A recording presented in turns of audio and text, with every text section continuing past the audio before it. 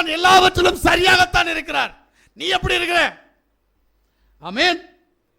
அடுத்தபடியா வாசிக்கிறோம் 15:29 சொல்றாரு பெரியவரே, அவன் தகப்பனுக்கு பிரதியுத்தரமாக, இதோ இத்தனை வருஷ காலமாய் நான் உமக்கு ஊழியம் செய்து ஒரு காலம் உம்முடைய கற்பனையை மீறாதிருந்தும் என் சிநேகிதரோட நான் சந்தோஷமாய் விட்டான் பாருங்க. நான் ஒரு நாளும் உம்முடைய கற்பனைகளை மீறல. அப்பா உமக்கு சித்தமா தானே காணிக்க கொடுக்கிறேன், அப்பா உமக்கு சித்தமா தானே தசமாக கொடுக்கிறேன், உமக்கு சித்தமா தானே சபைக்கு வரேன், அப்பா உமக்கு சித்தமா தானே ஸ்தோத்திரம் பண்றேன், அப்பா உமக்கு சித்தமா தானே உபவாசம் இருக்கிறேன். அட பிசாசு பிடிச்சவனே, வாழ்க்கை மாறி போச்சு உனக்கு. நீ தான் பிசாசுடைய கிரியைகள் எல்லாம் செய்துட்டு இருக்கிற.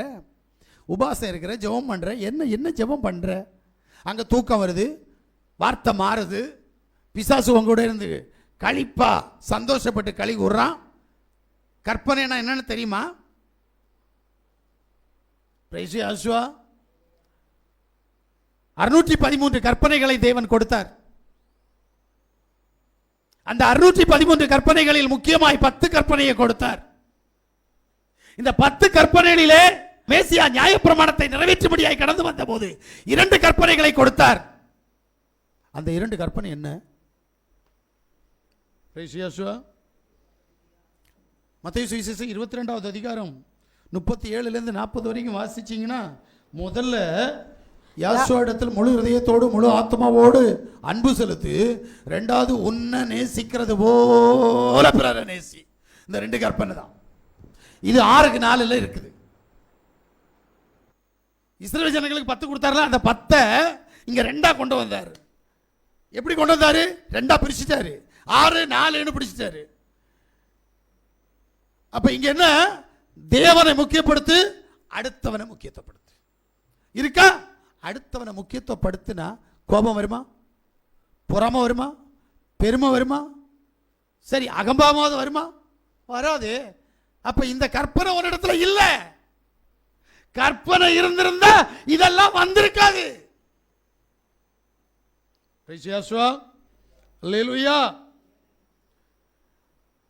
இது அகந்தையினால் வரக்கூடிய காரியம். இந்த அகந்தை குறித்து எரேமியாவுடைய புத்தகம் 49வது அதிகாரம் 16வது வசனத்தை வாசித்தா, கண்மலை வெடுப்புகளில் வாசம் பண்ணி மேடுகளின் உச்சியை பிடித்திருக்கிற உன்னால் உன் பயங்கரமும் உன் இருதயத்தின் அகந்தையும் உன்னை மோசம் போக்கிட்டு. அது எங்க இருக்கிற? நீ கண்மலையின் உச்சியில் எங்க இருக்கிறது முக்கியம் இல்ல. அகந்தை உன்னிடத்தில் குடிகொண்டிருக்கிறதா, நீ மோசம் போவாய். ஏன்னா நீதிமொழியின் புஸ்தகம் 29:23 சொல்லுது, அகந்தை அவனை தாழ்த்தும். அகந்தை உன்னிடத்தில் இருக்கக்கூடாது. அடுத்து லாஸ்ட்ல ஒரு கிரியை செஞ்சான் தெரியுமா?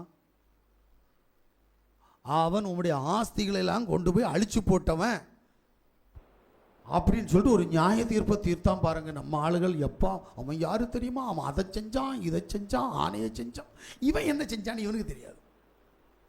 ஆமென். எப்ப பார்த்தாலும் அடுத்தவனை குற்றப்படுத்துறதுல குறியா இருப்போம். அது ஒரு ஆவி. நீ திருந்தின அந்த ஆவி போயிடும், அது வேற கதை. இளைய குமாரன்ட்ட புத்தி தெளிஞ்ச போது எல்லாம் போச்சு இல்ல. உனக்கு புத்தி என்னைக்கு தெளியும்?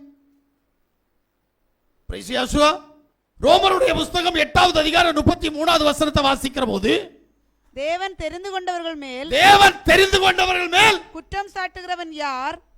தேவனே அவர்களை நீதிமான்களாக்குகிறவர். யாருன்னு கேட்டா அது பிசாசுன்னு நான் சொல்லிடுவேன். எனக்கு தெரிஞ்சு தேவனால் தெரிந்து கொள்ளப்பட்ட பிள்ளைகளை குற்றம் சாட்டுகிறவன் பிசாசு. அப்ப நீ குற்றம் சாட்டுறேனா உன்னிட்ட பிசாசு குடிகொண்டிருக்கிறது. எப்படி? என்ன மனநல குற்றம் சாட்டுற தெரியணும். நீ யார்? உனக்கும் தேவனுக்கு என்ன சொந்தம்? பேர் எடுத்திருக்கிற விசுவாசி என்று. ஆனா நீ விசுவாசியான்னு கேட்டா இல்ல, பிசாசுக்கு தான் விசுவாசி. அல்லேலூயா.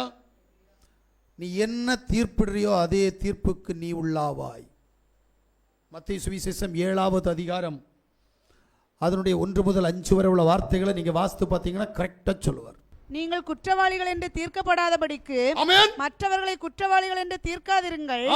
ஏனெனில் நீங்கள் மற்றவர்களை தீர்க்கிற தீர்ப்பின்படியே நீங்களும் தீர்க்கப்படுவீர்கள். இது லாண்ட் ஆர்டர். போதுமா? இதுக்கு மேல உனக்கு என்ன வேணும்? அப்ப அடுத்தவன் குற்றவாளின்னு சொல்றதுக்கு முன்னாடி முதல்ல ஒன்றை யோசித்துக்கா, நான் யாரை சொல்றேனோ அது என் மேல என் குடும்பத்துக்கு மேல வரும். நான் ஒன்று சொல்றேன், தயவு செய்து வேதத்தை உன்னிப்பாக கவனிங்க. மூத்த குமாரன் தன்னுடைய ஆஸ்திக்கு சொந்தக்காரன் ஆகல. ஆனா இளைய குமாரன் ஆஸ்தியை பங்கிட்டு கொண்டு போய் அழிச்சு போட்ட பின்பு மனம் திரும்பின நிமித்தமாக மூத்த குமாரனுடைய ஆஸ்தியை தனக்கு சொந்தமாக்கி கொண்டான். எவ்வளவு பெரிய வரப்பிரசாதம், கொஞ்சம் யோசித்து பார்க்கறியா? ஆனா சொத்துக்கு சொந்தக்காரன் அவுட், வெளியே போயிட்டான். காரணம் கோபம், காரணம் பெருமை, பொறாமை, அகம்பாவம். நான் என்கின்ற அகம்பாவம் அடுத்தவனை குற்றவாளி என்று தீர்க்கிற தீர்ப்பு நிமித்தமாக தனக்கு இருந்த சொந்த ஆஸ்திகள் தன்னை விட்டு கடந்து போனது. பிரியமான தேவச்சனமே, ரெண்டு பேரை குறித்து சரியான ஒரு எச்சரிப்பின் சத்தத்தை கொடுத்தார். இளைய குமாரன் கெட்டு போனவன் மனம் திரும்பினான். ஆனால் நல்லவனாக இருந்தவனோ கெட்டு போனான். கெட்டு போனவனுக்கு, சத்தியம் அறிந்தவனுக்கு கெட்டு போன பின்பு மறுபடி சேர்வது கூடாத காரியமாயிருந்தது. நீயும் நானும் இன்றைக்கு எப்படி இருக்கிறோம்? நம்மை நாமே உய்த்து ஆராய்ந்து பார்க்க வேண்டிய ஒரு சந்தர்ப்பத்துக்குள் இருக்கிறோம். நாம் எல்லாரும் கண்களை மூடி வசனத்தினுடைய ஊடாய் நம் தேவனை நோக்கி பார்ப்போமா? யாசுவா உனக்கும் எனக்கும் கற்றுக் கொடுத்த பாடம், இளைய குமாரனையும் மூத்த குமாரனையும் நினைத்துக் கொள்ளுங்கள்.